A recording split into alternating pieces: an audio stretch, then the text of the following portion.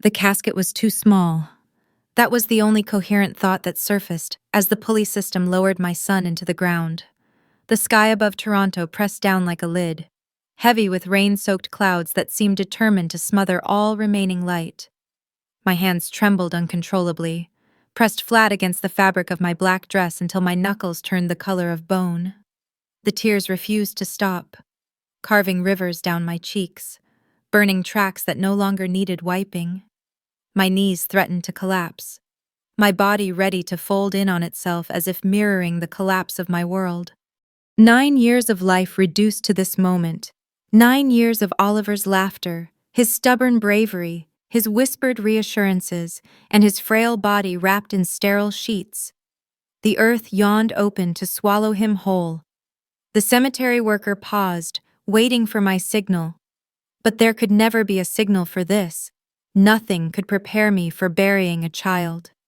8 months earlier, the doctors had finally given a name to the monster that had stolen his strength. A rare blood disorder, they had called it, as if naming it might lessen its terror. Oliver had taken the news better than I had. His small face had been solemn, determined, his steady voice asking if the treatments would hurt. They told him sometimes, but he never complained. He endured needles, transfusions, endless medications. He shook through fevers beneath thin hospital blankets, but his eyes always lifted to me with a strength that shamed my own despair. He would whisper, "It is okay, Mom. Do not worry." He had been stronger than I ever could be. Now he lay in a box too small for the enormity of his spirit. I looked around the cemetery and felt another kind of pain, a wound carved not by death but by absence. My parents should have been there, standing at my side. My sister should have been beside me, her hand in mine. Friends who once promised loyalty should have circled me in support. Instead, silence reigned. Only Angela, my elderly neighbor, stood close. Her weathered hand rested gently on my arm, her eyes reflecting a grief that was not hers to bear, but which she shouldered anyway. Angela had been there through everything. She had brought meals when hospital nights consumed me. She had sat with Oliver when I had to collapse into sleep. She had never once treated his illness as an inconvenience. She, not my family, was the one standing now in the rain, watching the earth claim the boy who had loved me more than anything in the world. I should not have looked at my phone, but grief makes fools of us. I opened it without thinking, and there on the glowing screen was my sister Victoria's Instagram feed. Photographs of her engagement party at the Grand Horizon Hotel flooded my vision. Champagne glasses raised, diamonds glittering, our parents beaming beside her. The timestamp showed it was happening at the same moment I was lowering Oliver into the ground. 20 minutes earlier, they had been toasting while I was listening to a minister's empty words about life eternal. Something inside me cracked. The phone buzzed with the message. My mother's name appeared on the screen. The words were ice. "We need to talk. Bring the trust documents tomorrow." My breath caught in disbelief. They had not come to the funeral, but they demanded paperwork. My son's legacy was not even cold in the ground before they moved to seize it. I typed back through tears. "I am burying my child today. I cannot talk about paperwork." The response came instantly, a dagger wrapped in false concern. "Do not be dramatic. This is important for the whole family." The whole family. The same family that had not stood beside me as I placed a toy action figure on Oliver's casket, fulfilling his wish to face the afterlife as a superhero. The same family that laughed and posed for photographs while my son's body descended into darkness. Something cold cut through my grief. Anger flickered like a spark in the fog. Angela whispered that I was not alone, but I felt the truth in the fight ahead. I would be, my parents, my sister, even Melissa, my closest friend since childhood, were united. They had coordinated, waited, planned. While I had been holding Oliver's hand through transfusions, they had been preparing to strip me of everything left of him. The funeral ended, though endings are a lie. Nothing ended that day. Everything began. I placed Oliver's favorite toy on his casket, whispered a promise to protect what was his, and walked away with my heart in pieces, but my resolve beginning to form. The next morning dawned gray and heavy, as though the sky itself grieved with me. I drove to my parents' colonial home in Oakville Heights. The silver BMW parked in the driveway told me Melissa was already inside. Betrayal never walked alone. When the door opened, my father stood there with the expression of practiced concern, a mask he had worn all my life. Inside, the living room was staged like a boardroom. Victoria perched on the sofa, immaculate in her tailored dress, her hair perfect. Melissa sat beside her, eyes avoiding mine. My mother stood by the mantel, hand on a framed family photo in which our smiles had been posed lies. No one mentioned Oliver. No one offered condolences. The air was thick with silence that spoke volumes. On the table lay a folder, papers neatly arranged. My father gestured toward it with clinical detachment. He spoke of reallocating the trust, of Victoria serving as trustee, of signatures required. They spoke as though Oliver's trust was theirs to command, as though my grief disqualified me from guardianship of his legacy.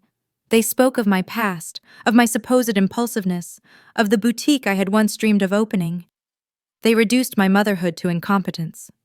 I lifted the documents and found research dated 14 months earlier, when Oliver had first been hospitalized. They had planned this from the beginning, prepared for his death, anticipated my grief as weakness to exploit. While I memorized medical terminology and sat sleepless beside beeping machines, they had charted blueprints for renovations and vacations, funded by money meant for Oliver's future. The betrayal was not spontaneous. It had been deliberate, patient, meticulous. In that moment, something shifted inside me. The grief had consumed me, hollowed me out, left me ready to collapse. But betrayal lit a flame. My sorrow became steel. My tears hardened into resolve. I did not scream. I did not fight in their living room. I gathered the papers, closed the folder, and walked out. In the car, I leaned against the steering wheel, my chest heaving, the betrayal crashing over me in waves. My phone buzzed again, this time with a call from Ethan's parents, Oliver's grandparents across the border. Their voices cracked with genuine grief, their sorrow unmasked. They had loved Oliver without condition, even from afar. They reminded me of something Ethan had once said if anything happened. I should contact Richard Donovan, the trust attorney. For the first time since Oliver's death, I felt a flicker of hope. This was not over. The funeral had been their victory lap, but the war for Oliver's legacy had only begun. The pain was unbearable, the betrayal unfathomable. But I had something they did not: truth. I had been at Oliver's side through every transfusion, every sleepless night, every whispered dream of becoming a doctor. I had been the one who sacrificed everything, and I would not let them take that from him. I drove through the gray morning toward the office of Richard Donovan, the folder of betrayal on the seat beside me. The sky loomed heavy, but somewhere beyond the steel-colored clouds, sunlight waited. And as the city swallowed me in its endless streets, I whispered to Oliver's memory that I would fight. For him, for his legacy, for the truth they had tried to bury deeper than his coffin. The streets of Toronto blurred past the windshield as I drove, the folder heavy on the passenger seat beside me. Inside lay the evidence of betrayal documents, blueprints, calculations drawn up long before Oliver's death. My parents and sister had prepared for this moment with meticulous care, like generals awaiting a battle that required only my grief to weaken me. I gripped the wheel so tightly that my fingers ached, but I welcomed the pain. It was the only thing sharp enough to keep me anchored. Richard Donovan's office rose from a polished tower in the financial district, its glass exterior reflecting a city that seemed indifferent to my agony. Inside, the reception smelled faintly of leather and disinfectant. The walls gleamed with degrees and framed commendations. reminders of battles won in courtrooms where truth had been twisted, but sometimes still prevailed. I introduced myself, and soon I was ushered into an office where mahogany shelves lined with law books stood like sentinels of reason. Richard himself was older than I had imagined.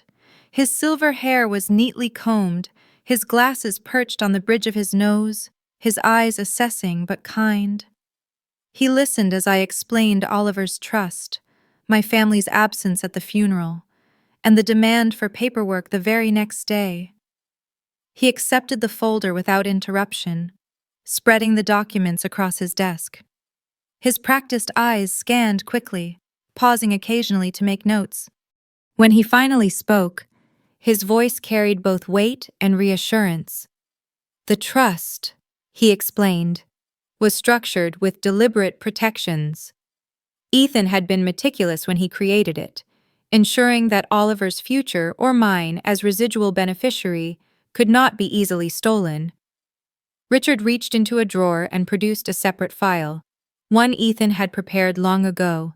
Inside lay Ethan's handwritten statement of intent. The trust was to secure Oliver's future, and if the worst should happen, to provide for me, who had sacrificed everything for his care. Tears blurred my vision as I read Ethan's familiar words. Even oceans away, he had foreseen this possibility, had thought to shield me from it. But Richard warned me. Legal protections were strong, yet my family's approach would not be purely legal.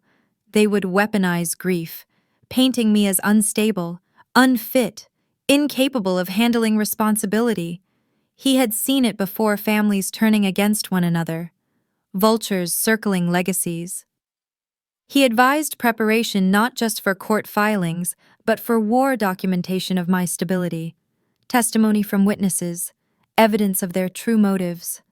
I left his office carrying both dread and resolve. The fight would not be simple. They would not relent. But I was no longer unarmed. The days that followed blurred into a haze of preparation. Angela brought her journals, thick with entries documenting the months of Oliver's illness, each hospital visit, each meal she delivered, each night she watched over him while I collapsed into brief rest. These journals became a record stronger than memory, proof written in ink that I had never abandoned my son. Doctors submitted statements praising my diligence, recalling how I questioned every treatment and advocated fiercely for Oliver's care. Teachers wrote letters describing how I remained engaged in his education even when illness confined him to hospital beds. Ethan's parents contributed testimony of Ethan's intent, affirming his trust in me. Piece by piece, I built a fortress of truth. Yet outside the fortress, the storm gathered. My parents began whispering their narrative into the ears of anyone who would listen. They described me as fragile, broken, emotionally unfit. They cloaked their greed in the language of concern, presenting themselves as saviors stepping in for a daughter unable to protect herself. Victoria fueled the fire with her curated social media posts, photographs of us as children, captions about mental health awareness, pleas for sympathy. Strangers applauded their bravery, blind to the champagne glasses raised while Oliver's coffin descended. Melissa's betrayal was the deepest cut.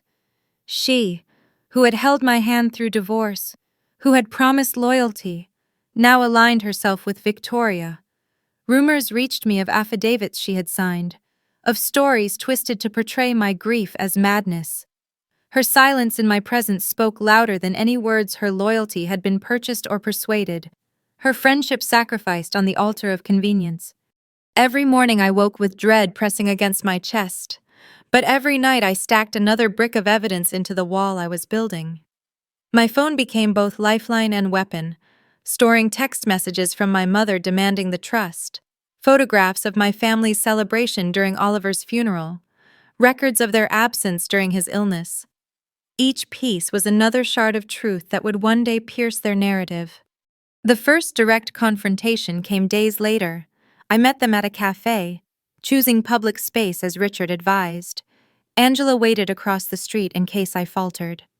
My family arrived as a unit, Victoria leading with sunglasses that concealed her eyes. my parents flanking her like attendants, Melissa trailing behind with downcast gaze. They sat without ordering drinks, their impatience thick in the air. I placed a manila envelope on the table and asked why they had missed Oliver's funeral. Their responses were rehearsed scheduling conflicts, grieving in their own way, responsibilities too important to postpone. I slid across photographs, screenshots of their laughter at the exact moment his coffin touched earth. Their faces tightened, but they did not apologize. Instead, they reached for the envelope, assuming it contained my consent to transfer the trust. But inside lay Ethan's notarized statement of intent. Highlighted in yellow were his words: the trust could not be amended, transferred, or accessed by anyone but me. Their composure cracked, voices rose. Victoria accused me of selfishness. My father warned of consequences. My mother hissed that I was unstable. I stood, gathered the papers, and left them at the table with their fury echoing behind me. In the car, Angela gripped my hand, pride and worry mingling in her gaze. I had stood up to them, but the war had only escalated. Richard confirmed this days later. They had begun preparing a petition for guardianship. They would claim my grief rendered me incapable, seek to strip me of autonomy, and seize Oliver's trust through court order. The storm was no longer gathering, it had arrived. But within the storm, I discovered a strength I had not known existed. Each betrayal sharpened my resolve. Each attack clarified my purpose. They had abandoned Oliver in life. They would not desecrate his legacy in death. I began to understand that this battle was no longer just for me. It was for Oliver. For every child whose legacy could be stolen, for every parent dismissed as fragile when grief was mistaken for madness. My pain became my weapon, my memories my shield. The petition arrived at my door in a sheriff's envelope, heavy with accusations, affidavits twisted into daggers. As I spread the pages across my kitchen table, the words swam before me erratic, hysterical, incompetent. Melissa's betrayal was inked across 3 pages. My mother's false tears dripped from another affidavit. My father's calm condemnation completed the portrait. I felt the walls of my apartment close in, grief threatening to crush me. But then I touched the silver locket around my neck, Oliver's photograph inside. His eyes looked back at me, steady and unafraid. If he could face death with courage, I could face lies with the same. I gathered the documents, packed them into a folder, and prepared for court. The storm had broken, but I would not be swept away. The war for Oliver's legacy had begun in earnest, and I would fight it with everything I had left. The courthouse loomed like a cathedral to judgment, its stone facade cold against the gray sky. Inside, polished wood and brass gleamed beneath harsh lights. The air carried the hush of expectation, heavy with whispers and the shuffle of papers. I walked in with Richard at my side, Angela trailing behind, Ethan's parents flanking me with quiet solidarity. My heart pounded with dread, each step echoing the reality that my family had dragged me here not to mourn Oliver, but to erase me. Across the aisle, they sat together. My parents in coordinated solemnity, their faces masks of dignified sorrow. Victoria immaculate, her hair pulled into a perfect knot, her clothes chosen to project composure. Melissa beside them, shoulders hunched but aligned with their side. Their formation was united, rehearsed, staged. Mine was held together by truth alone. The judge entered, her robe sweeping behind her, her gaze sharp as steel. The gavel struck, reverberating through the chamber. This was no longer family dispute. This was war codified into law. Their attorney rose first, polished and confident. He painted me as a grieving mother undone by loss, a woman collapsing into instability.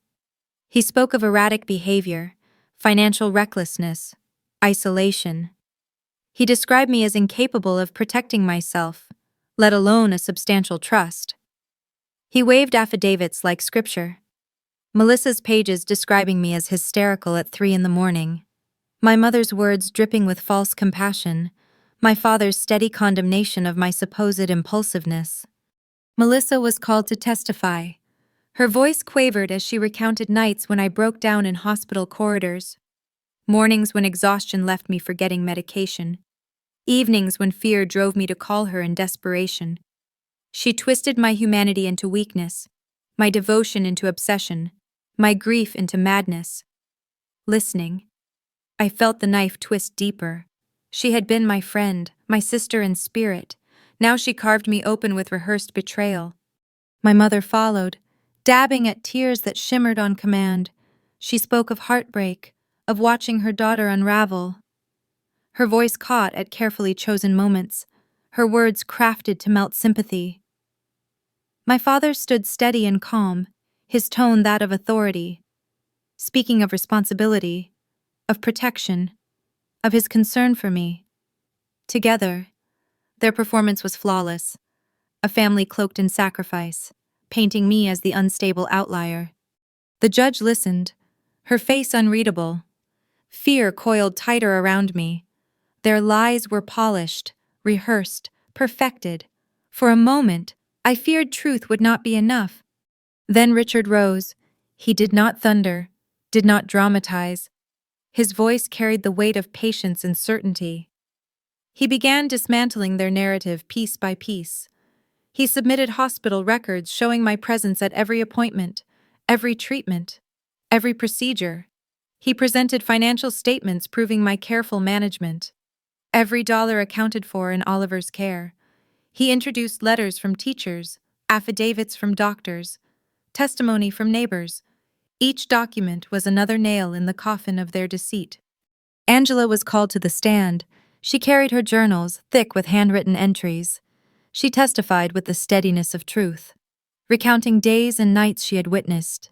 She told of meals cooked, nights she sat by Oliver's side so I could rest. Mornings she found me asleep in chairs at his bedside. Her journals were entered into evidence, page after meticulous page of truth recorded in real time. Richard then revealed the first crack in their facade. He presented evidence that Victoria had accessed Oliver's medical records without authorization, using outdated emergency contact forms. A hospital administrator confirmed the breach, describing it as a serious violation. Whispers rippled through the courtroom. My sister shifted uncomfortably, her composure faltering. Then Richard produced audio recordings. In the cafe, their voices had been captured. Victoria speaking of mortgages, my father of financing projects, my mother of repairing a beach house, Melissa of securing employment through Victoria's fiancé. The words filled the chamber. Undeniable, unspinnable. Gasps echoed as their carefully crafted masks slipped. Their greed stood naked in the courtroom. Still, their attorney tried to salvage the case. He argued that grief could mask instability, that even diligence did not negate fragility. He pressed that my breakdowns were proof, that my tears were evidence, that my humanity was incapacity. His words threatened to coil around my heart, to choke me with doubt. But then I remembered Oliver, his small face, pale beneath hospital lights, whispering that he was okay, that I should not worry. If he could face death with courage, could I not face lies with the same? Richard called me to the stand. I rose, my legs heavy, but my heart steadying. The courtroom watched as I swore to tell truth, though truth had been my only weapon all along. I spoke of Oliver's courage, of his laughter between transfusions, of his dreams of becoming a doctor. I told of nights I stayed awake at his side, mornings when exhaustion pressed me, but I still cooked his favorite meals. Afternoons when I researched treatments until my eyes blurred. I admitted my tears, my grief, my breakdowns, but framed them as proof of love, not madness. Grief was not incompetence. It was evidence of devotion. The courtroom hushed. Even the judge leaned forward slightly, her eyes softer now, her pen pausing above her notes. For the first time, I felt the weight shift. Their lies no longer dominated the air. Truth had taken root. The session ended with a recess. The judge announced she would reconvene the following day to hear final arguments and deliver a verdict. The gavel struck, dismissing us. But the echoes felt different now. As I walked out of the courtroom, the air outside felt lighter, though the sky was still gray. Angela placed a steady hand on my shoulder. Richard murmured we had turned the tide, and Ethan's parents embraced me with quiet strength. The war was not over, but for the first time since Oliver's death, I believed victory was possible.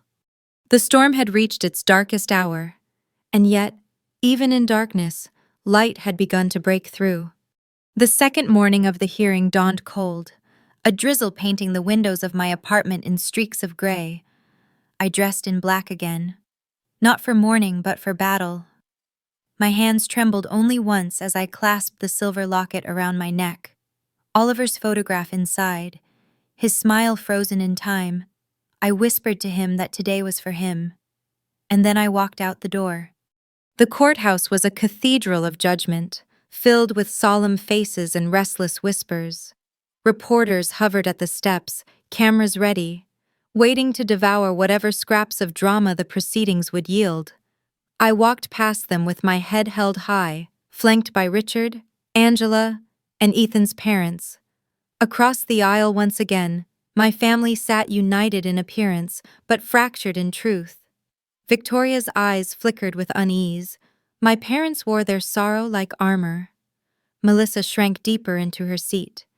The judge entered, her gavel striking like thunder. She reminded the court that today would decide everything. The petitioners were asked to present final arguments. Their attorney rose, voice still polished but thinner now, the cracks beginning to show. He insisted that grief had compromised my judgment, that even diligence could not erase instability. He gestured toward affidavits, clung to Melissa's testimony, invoked my tears as evidence of madness. He framed my breakdowns as proof that guardianship was not only prudent but necessary. His words rang out in the courtroom, but they no longer held weight. They fell like stones into a river already flowing toward truth. Then Richard stood. His voice carried not drama, but certainty. He spoke of Oliver's courage, of the sacrifices made, of the documented evidence of my devotion. He reminded the court of Ethan's explicit intentions, written in his own hand, safeguarded by law. He replayed fragments of the recordings, their voices undeniable, their greed etched into the record of this case. He laid out Angela's journals, testimony from doctors and teachers, financial records, hospital logs, all painting the same picture: a mother who had given everything for her child. Finally, Richard turned to the heart of the matter. This was not about money, he said, but legacy. Oliver's legacy. The boy had faced illness with bravery, dreaming of becoming a doctor to heal others. The trust was not simply numbers on a page, it was a promise made in his name. That promise belonged not to those who abandoned him in life, but to the one who never left his side. Silence filled the courtroom when he finished. Even the air seemed to hold its breath. The judge leaned forward, her eyes sweeping the room. She reviewed the evidence, her words deliberate, her voice cutting through every falsehood. She declared the guardianship petition not only unfounded, but malicious. She dismissed it with prejudice, ensuring it could never be refiled. She condemned the coordinated attempt to exploit grief for financial gain. She referred their testimonies for investigation of perjury. She ordered a restraining order, forbidding my parents, Victoria, and Melissa from contacting me. Her gavel struck once more, and the sound was not judgment but liberation. My parents sat frozen, disbelief etched into their faces. Victoria's composure shattered, fury flashing beneath her polished exterior. Melissa stared at the floor, her betrayal hanging heavy. The masks had fallen, the lies exposed, The greed revealed. I walked out of the courtroom, the sky breaking open above me. Sunlight spilled across the steps, the first I had seen in weeks. Reporters surged forward, questions hurled like stones. But I stopped long enough to answer. Justice had been done. I said, not for me alone, but for Oliver. His name, his legacy, had been protected. The weeks that followed were a blur of transformation. With Richard's guidance, the trust was secured beyond challenge. It became the foundation of something greater, the Oliver Matthews Memorial Foundation. Its mission was clear: support families with children battling rare blood disorders, fund research, provide housing near hospitals, ease the burdens that had once crushed me.